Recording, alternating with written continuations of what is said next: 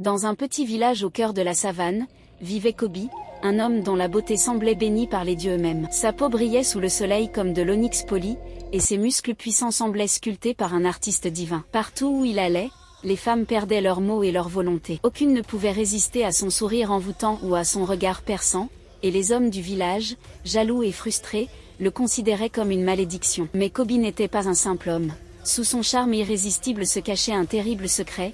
Il était un esprit maudit, condamné à séduire les cœurs pour se nourrir de leur énergie vitale. Les femmes tombées sous son charme s'affaiblissaient mystérieusement, leur éclat disparaissant peu à peu. Un jour, une nouvelle femme arriva au village, Naïma, une guérisseuse connue pour sa sagesse et sa force de caractère. Koby, sûr de lui, tenta de la séduire comme toutes les autres. Mais à sa grande surprise, Naïma ne fléchit pas devant son charme. Elle le fixait avec des yeux déterminés, comme si elle voyait à travers lui. Intrigué et vexé, Koby redoubla d'efforts. Il lui offrit les plus belles fleurs, dansa pour elle lors des fêtes, et récita des poèmes sous la lune.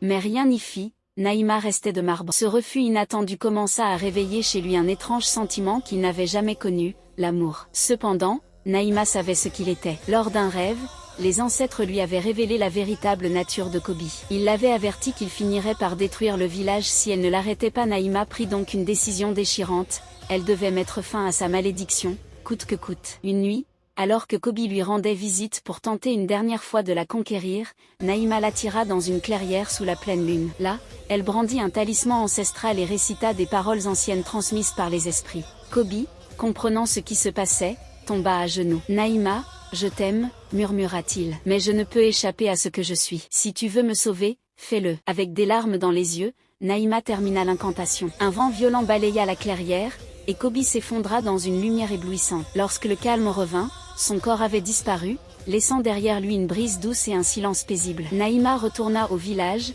le cœur lourd mais fier d'avoir libéré son peuple. Koby, lui, devint une légende, un avertissement contre les charmes trompeurs et la force des esprits. Quant à Naïma, elle fut honorée pour sa bravoure et sa sagesse, celle qui avait résisté là où tout avait succombé.